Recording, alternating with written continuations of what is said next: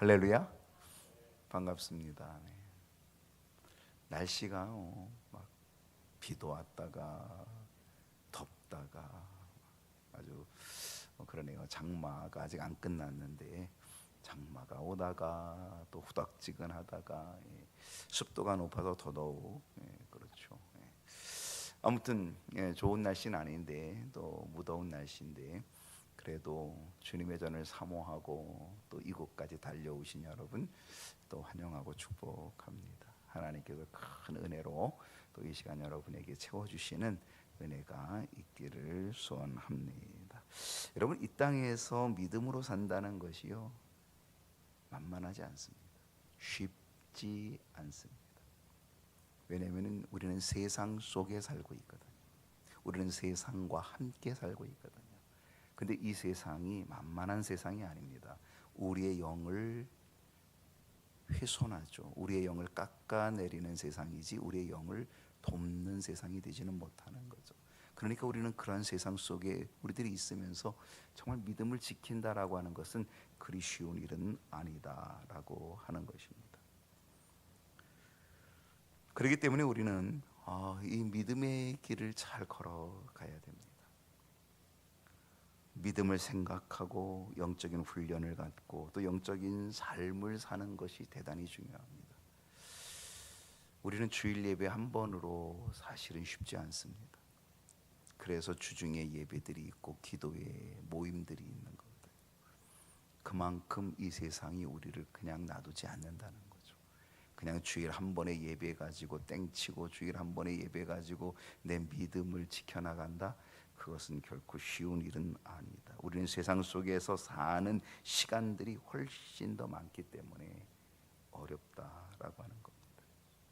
그래서 우리는 주중의 예배들을 또 주중의 모임들을 주중의 기도회 또한 속회, 금요기도, 수요 예배 이런 것들을 우리는 어때요? 소중하게 여기게 됩니다. 그리고 우리는 믿음의 훈련을 갖는 것 참 중요합니다. 여러분, 자동차를 운전하다 보면은요, 그 연료계가 있습니다. 연료계가 이렇게 예전에는 바늘로 되어 있다가 요즘은 뭐 다 디지털로 되어 있어서 키로수도 나오고 연료가 이렇게 줄로 나오고 막 이렇게 되는데, 그런데 그 연료가 점점 떨어지게 되면은 그 계기판에 뭐가 딱 불이 들어옵니다. 무슨 불이 들어와요?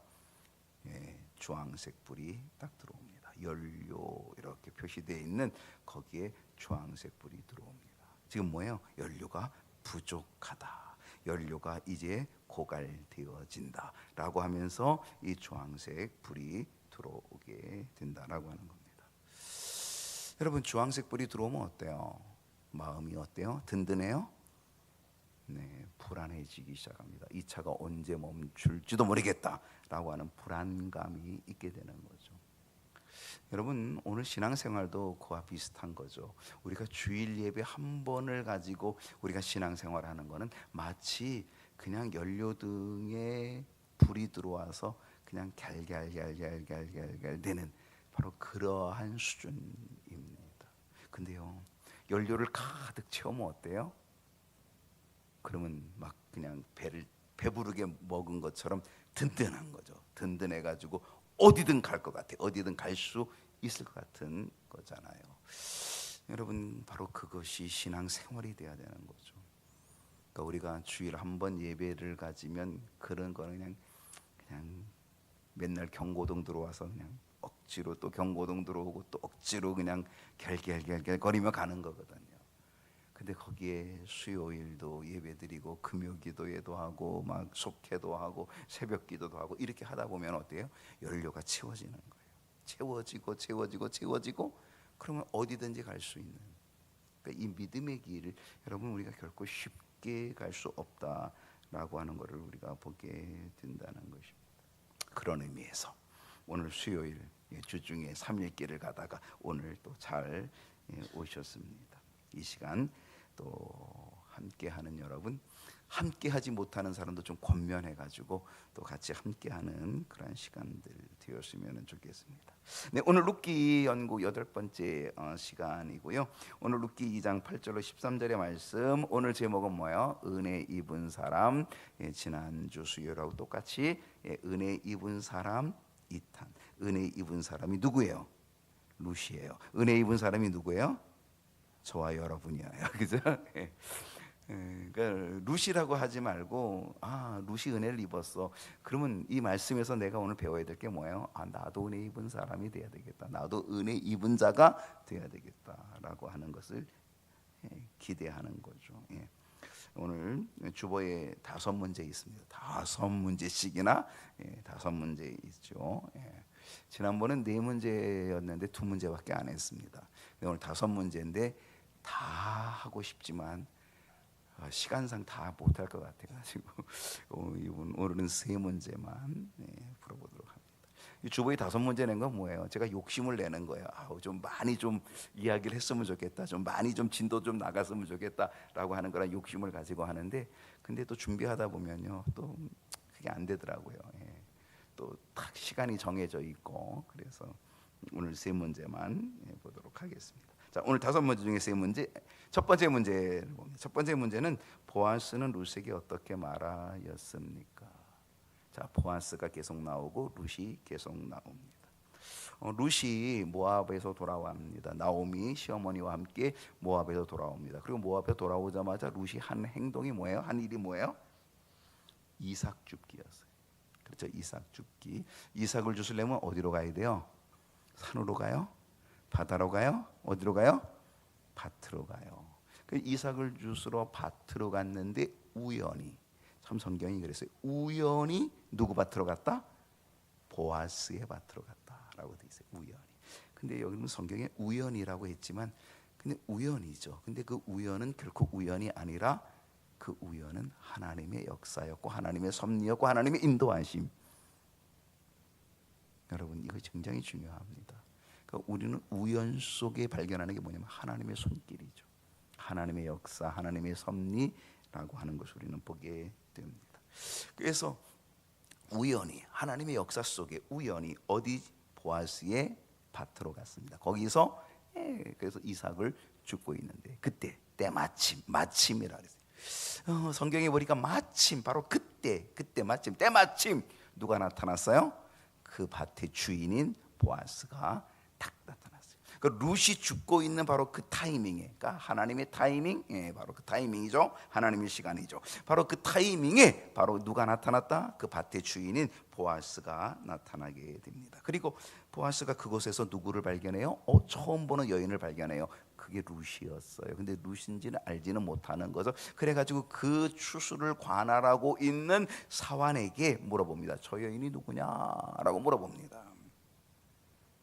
그때에 그 추수를 관할하고 있던 이 사환이 뭐라고 대답을 했어요? 룻에 대해 소개를 했다는 거죠. 저 사람은 룻입니다. 근데 이 룻이 어떤 여인인지를 이 사환이 자기 주인에게 소개합니다.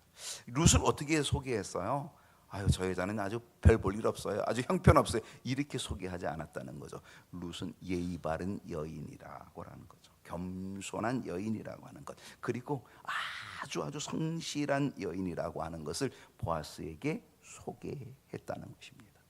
정말 룻은요 겸손했습니다. 예의 바랐습니다. 그리고 성실했습니다. 어느 정도 성실했다 그랬어요? 어느 정도?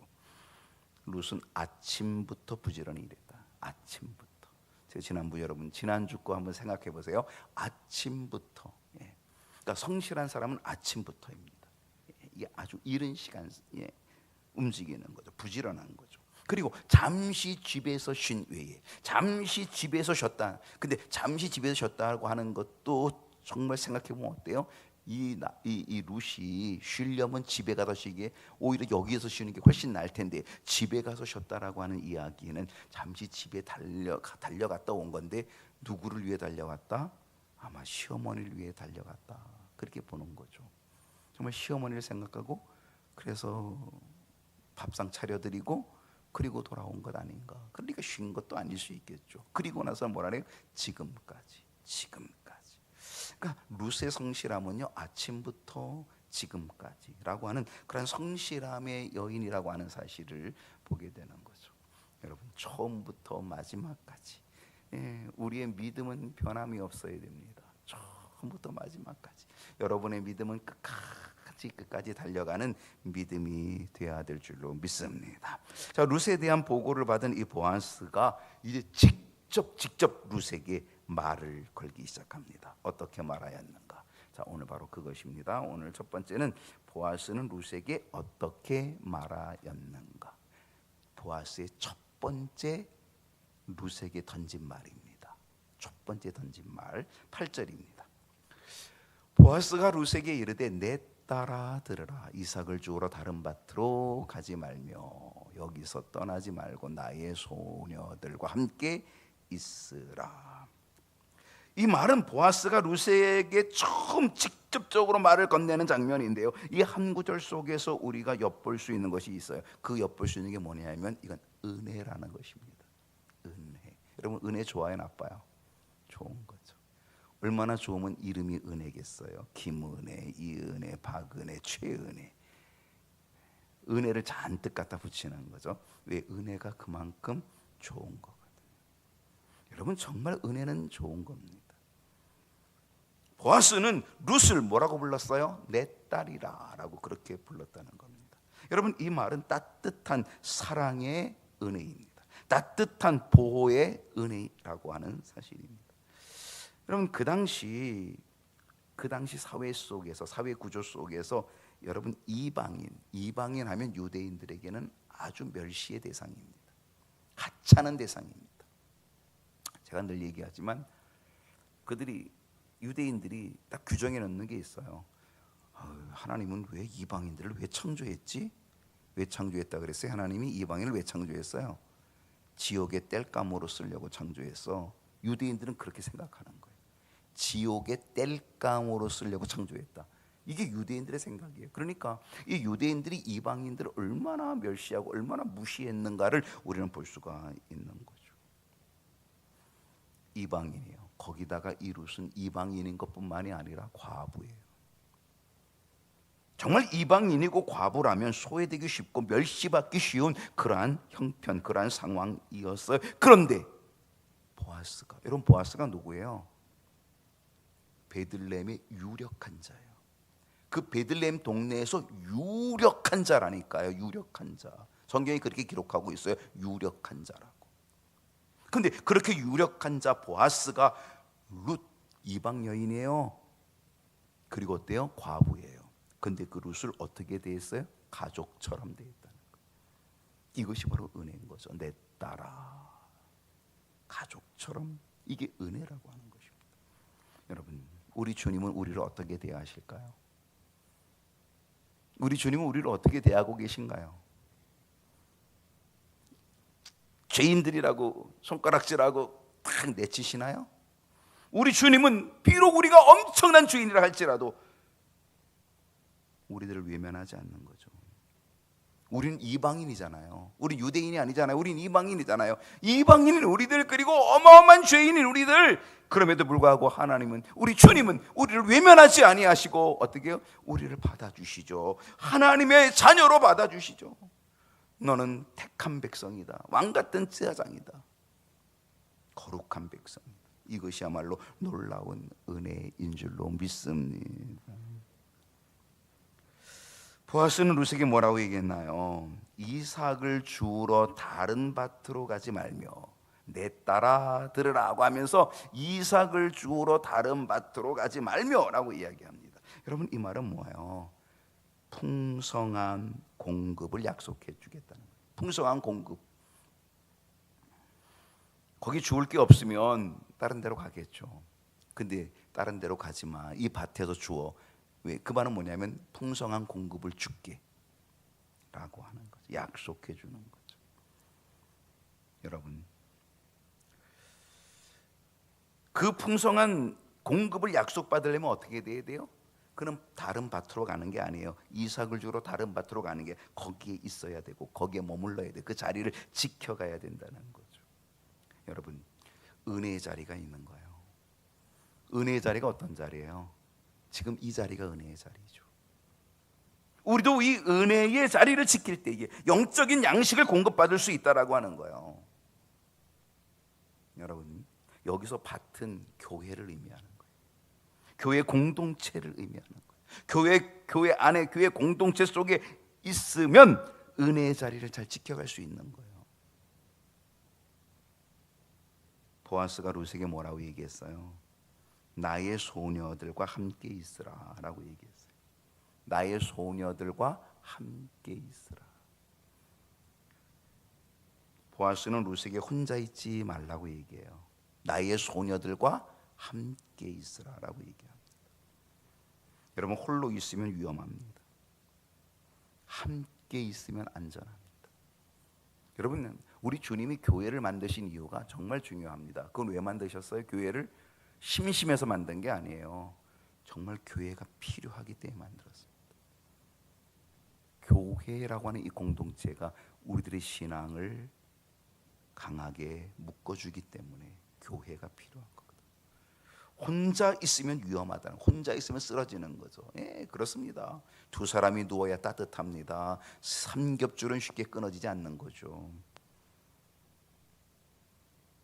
가끔 그런 사람이 있어요. 목사님 나 건들지 마세요. 이런 사람이 있어요. 예. 그 사람들은 독불장군 신앙생활, 독불장군. 나 건들면 안 나와요. 이러는 거예요. 자기 마음대로 하겠다는 거예요. 나 건들지 말라는 거예요. 신앙생활은요, 혼자 하는 게 아니에요. 독불장군식으로 하는 게 아니에요. 여러분, 그런 사람 치고 신앙이 좋은 분들이 거의 없어요. 정말 신앙생활을 잘하는 분은요, 공동체, 이 교회 공동체 속에 잘 머무는 사람이 잘하는 거예요. 함께 있을 때 안전해요. 함께 있을 때 든든해요. 함께 있을 때 건강하게 성장할 수 있다라고 하는 겁니다.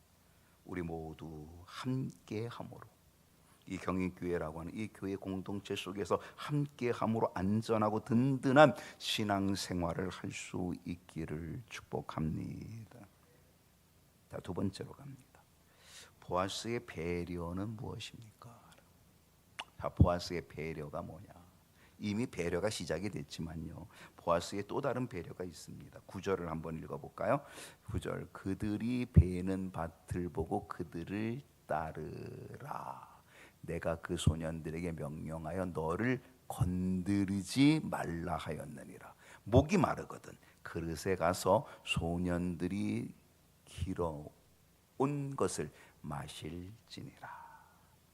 여러분, 이 말씀 속에서 우리는 보아스의 세 가지 배려를 엿볼 수 있습니다. 몇 가지 배려요?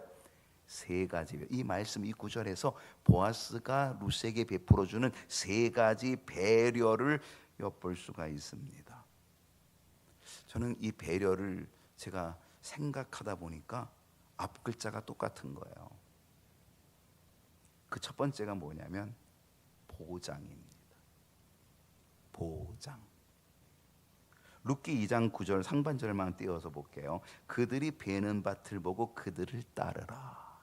내가 이 밭을 떠나지 말고 이 밭을 따르라. 그리고 베는 자들의 뒤를 잘 따라라. 그러면 너 풍성한 공급을 보장해 줄게. 보장입니다. 보장. 배려의 첫 번째는 보장이라고 하는 것입니다. 그 밭을 떠나지 않으면 이 밭은 사실은 교회를 상징합니다. 그리고 일꾼들을 따르면, 그들을 따르면 그 일꾼들은 뭐예요? 영적인 지도자들이죠. 내가 교회 안에 있으면, 그리고 그 교회에서 영적인 지도자들을 따르면 너는 어떻게 된다? 너는 보장받는다. 보장된다는 거예요. 이삭 죽기뿐 아니라 그 결과를 풍성하게 보장해 주겠다라고 하는 배려라고 하는 것입니다. 그렇습니다. 우리는 교회 안에 있어야 합니다. 그리고 이 교회 안에서 우리는 주의 종 따라야 합니다. 하나님의 일꾼을 따라야 합니다. 그러면 풍성한 은혜를 하나님께서 보장해 주실 줄로 믿습니다. 두 번째 배려가 있다라고 한다면, 첫 번째는 보장이라 그랬어요. 두 번째는 뭐예요? 보호. 자, 첫 글자는 같다 그랬어요. 첫 번째는 보장, 두 번째는 보호. 자, 룻기 2장 9절 중반절을 보겠습니다. 내가 그 소년들에게 명령하여 너를 뭐하지? 건드리지 말라 하였느니라. 건드리지 말라, 이건 뭐 하겠다는 거예요? 그 룻을 보호해 주겠다는 거예요. 내가 이 밭을 떠나지 않고 내가 이 일꾼들을 잘 따라다니면, 그리고 따라다니면 이삭 죽기 보장해 줄게. 그리고 거기에 풍성한 열매를 보장해 줄게. 그리고 어떻게 해요? 그뿐 아니라 너 건드리지 못하게 지켜줄게, 보호해 줄게 라고 하는 것입니다. 여러분, 젊은 과부 룻입니다. 젊은 과부이며 더더욱 이방 여인, 모압 여인인 룻은 위험에 노출되기 쉬운 상황입니다. 아주 위험할 수 있습니다. 왜? 멀리서 왔잖아요. 이방인이잖아요. 모압 땅에서 왔잖아요. 모압 여인이잖아요. 유대 여자도 아니잖아요. 거기다 과부예요. 그러니까 누구든지 공격할 수 있는 거죠. 위험하거든요. 위험에 노출되어 있기가 쉽다라고 하는 겁니다.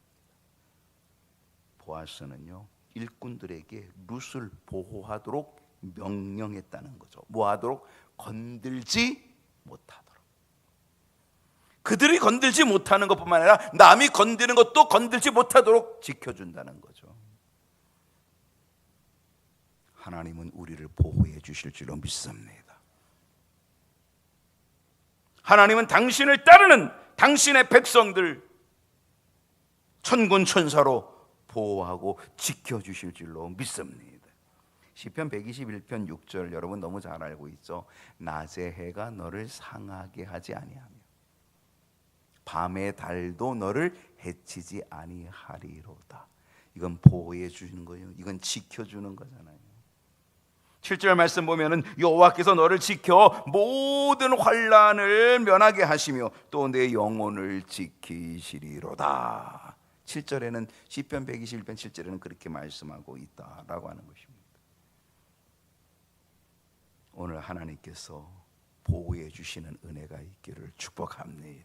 하나님이 여러분을 지켜주시는 것, 하나님 물질도 지켜주시고 건강도 지켜주시고 하나님이 지켜주시는 은혜, 보호하에 주시는 은혜가 있기를 소원합니다. 자, 세 번째로 어떤 배려가 있냐? 보충입니다. 자, 첫 번째는 뭐라 그랬어요? 보장. 두 번째는 보호. 세 번째는 보충입니다.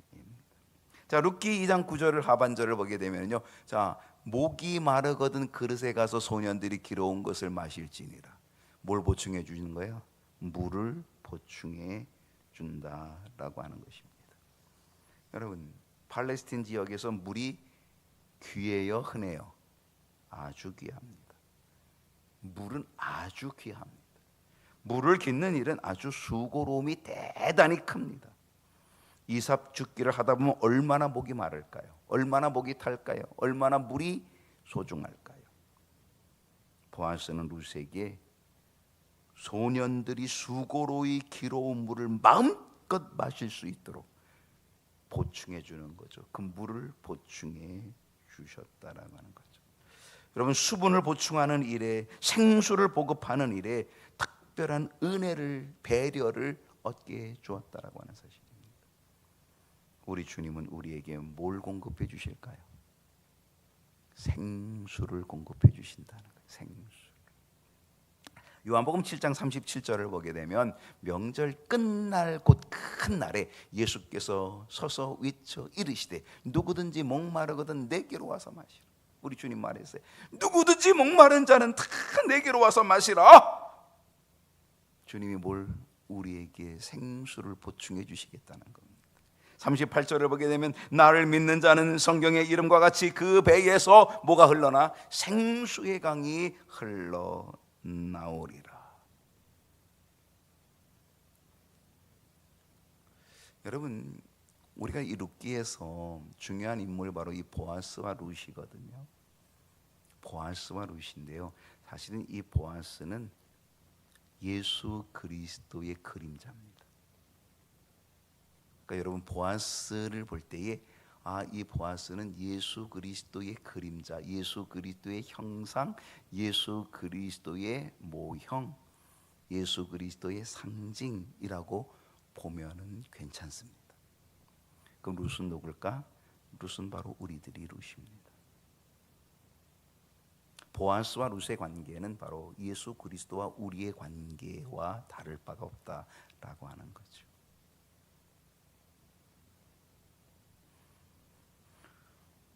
이처럼 예수 그리스도의 그림자로 보아스는 룻에게 보장과 보호와 보충의 놀라운 배려의 은혜를 베풀어 주게 된다는 거죠. 오늘도 여전히 우리를 배려하시는 분이 누굴까요? 우리 주님이십니다. 우리 주님의 보장, 우리 주님의 보호하심, 우리 주님의 보충해 주시는 은혜가 저와 여러분에게 가득할 수 있기를 축복합니다. 세 번째입니다. 오늘 몇 가지 한다 그랬어요? 세 가지. 마지막입니다. 자, 룻의 반응은 무엇입니까? 자, 룻의 반응을 한번 보겠습니다. 이런 배려 속에, 이 보아스의 이 엄청난 배려 속에서 보장과 보호와 보충이라고 하는 이 보아스의 배려 속에서 룻의 반응이 무엇일까? 10절입니다. 자, 10절 다 같이 한번 읽어보겠습니다. 10절 한번 잘 읽어보십시오. 룻이 시작. 룻이 엎드려 얼굴을 땅에 대고 절하며 그에게 이르되 나는 이방 여인이거늘 당신이 어찌하여 내게 은혜를 베푸시며 나를 돌보시나이까 하니. 여러분, 오늘 이 10절의 자세를 가지고, 이 10절의 모습을 가지고, 이 10절의 고백을 가지고, 이 10절의 마음을 가지고 살면 그건 대단히 은혜로운 사람입니다. 정말 이 10절이 어마어마하게 중요합니다. 이것은 우리의 모습이 되어야 됩니다. 이건 우리의 고백이 되어야 됩니다. 이건 우리의 자세가 되어야 됩니다.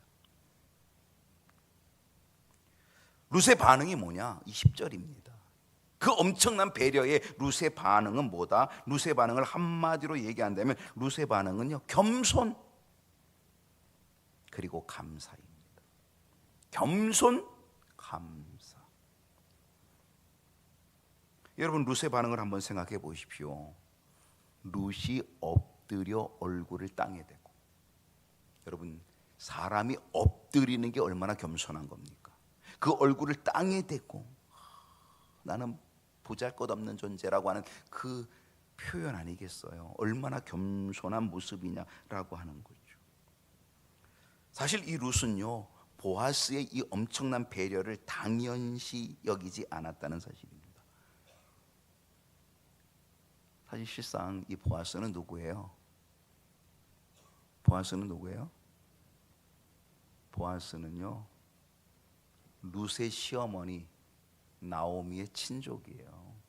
나오미의 남편이 엘리멜렉이잖아요. 이 엘리멜렉의 친족이 보아스예요. 친척이라니까요. 그러면 나오미가 이 친척이니까 당연히 해야지 이럴 생각이 들 수도 있을지 몰라요. 근데 우리는요, 때로는 그런 마음을 갖기 쉬워요. 마치 은혜를 당연히 여기는 거예요. 마치 남의 배려를 당연히 여기는 거예요. 당연시하는 거.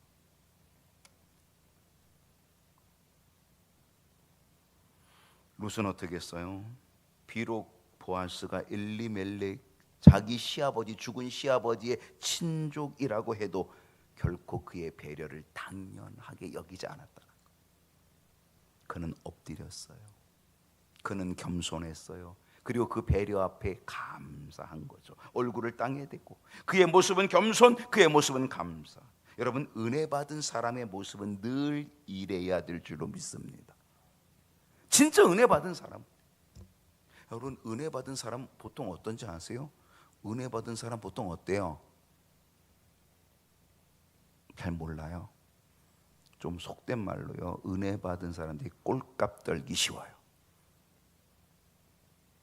제가 이야기하는 표현이 조금 지나치지만 여러분들이 혹시 이해가 될 수 있을지도 몰라요. 은혜 받았다고 괜히 설치고, 은혜 받았다고 나서고, 은혜 받았다고 꼴값 떠는 그런 일이 있을 수 있는 거죠. 흔하게 있어요. 여러분, 진짜 은혜 받은 사람의 모습은 어때야 돼요? 오늘 이 룻의 모습이 되어야 되는 거예요. 그 은혜는 당연한 게 아니에요. 그 은혜는 진짜 은혜예요. 은혜 받을 자격이 없는데 주시는 은혜예요. 그래서 어떻게 돼요? 엎드려야 돼요. 겸손해야 돼요. 그리고 어떻게 돼요? 감사해야 된다라고 하는 거예요. 은혜 받은 사람의 모습이 늘 이 룻기 2장 10절의 말, 이 모습이 되어야 되는 거예요. 여러분, 오늘 룻은 엎드렸어요. 그리고 얼굴을 땅에 댔어요. 그리고 겸손하게 감사하며 그러면서 뭐라고 고백했는지 아세요? 여러분, 이 고백은 진짜 우리들의 고백이 돼요. 뭐라 그랬어요? 나는 이방 여인이거늘, 나는 이방 여인이거늘. 우린 늘 우리 자신을 쳐야 돼요. 나는 정말 보잘것없거늘, 나는 정말 죄인이거늘. 이게 돼야 되는 거예요. 마치 당연하듯이 그냥 고개 뻣뻣이 들면 안 된다는 거죠. 나는 이방 여인이거늘 당신이 어찌하여 내게 은혜를 베푸시며 어찌하여 나를 돌보시나이까. 룻은요, 자신의 처지를 너무 잘 알고 있어요. 그는 이방 여인인 것을 알아요. 그는 과부라는 것도 알아요. 그 당시 사회적으로 아주 취약한 여인이라는 것을 알아요. 그런 룻에게 보아스는요, 정말 별 볼 일 없는 그러한 이방 여인, 과부 이방 여인 룻에게 이 보아스는 아주 놀라운 은혜를 입혀주는 거죠. 놀라운 배려를 주는 거죠. 오늘 우리의 모습은 어떠해야 할까요? 어찌하여 내게 은혜를 베푸시며 어찌하여 나를 돌보시나이까. 나는 정말 주님 죄인입니다. 여러분, 사도 바울이 가졌던 게 뭔지 아세요? 나는 정말 죄인 중에 괴수다. 나는 정말 죄인 중에 괴수인데 근데 나는 정말 큰 은혜를 입었다. 이게 사도 바울의 고백인 거죠.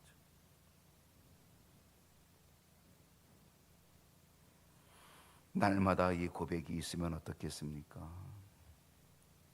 우리 주님께서 나를 구원해 주신 이유가 뭘까? 내가 자격이 있기 때문에 구원해 주신 건가요? 아니잖아요. 정말 부끄러움이 가득하고 허물이 가득하고 자격이 없음에도 불구하고 정말 죄인이고 죄인임에도 불구하고 어찌하여 나를 이 죄인에게 은혜를 베푸시나이까. 오늘 이 고백이 있어야 될 줄로 믿습니다. 여러분, 에베소서 2장 8절 말씀 너무 잘 알고 있는 요절 아닙니까? 우리가 암송하고 있는 요절이죠. 너희는 그 은혜에 의하여 믿음으로 말미암아 구원을 받았다. 우리가 구원받은 게 뭐예요? 은혜로 구원받은 거예요. 우리가 뭐로 구원받는 거예요? 그 은혜에 의하여 믿음으로, 은혜로 주신 믿음으로 인하여 우리가 구원받은 거예요. 근데 그 구원받은 것이 너희에게서 난 것이 아니요, 내가 잘나서 된 것이 아니요, 하나님의 뭐다? 선물이다. 선물. 룻은 자신의 부족함을 알았기에 겸손했고, 자신의 부족함을 알았기에 감사했고요. 그리고 그는 이렇게 고백을 한 거죠. 어찌하여 나를 돌보시나이까. 어찌하여 내게 은혜를 베푸시나이까. 여러분, 이 겸손의, 이 감사의 고백이 룻에게는 더욱 큰 은혜를 얻는 통로가 된 줄로 믿습니다. 여러분이 더 큰 은혜를 사모하면, 여러분 더 큰 은혜를 받기를 원한다면 오늘 이 룻기 2장 10절의 이 고백이 오늘 있어야 합니다. 주님 앞에 엎드리는 그 엎드림의 겸손, 그 주님 앞에 감사하는 그 감사의 모습, 그리고 어찌하여 라고 하는 거죠. 어찌하여 내게 은혜를 베푸시고 어찌하여 나를 돌보시나이까. 우리도 날마다 이 고백을 가지고 주님 앞에 있어서 이 고백을 통하여 더욱 큰 은혜를 얻게 되는 축복의 사람 될 수 있기를 소원합니다. 우리 찬송하고 기도하십시오.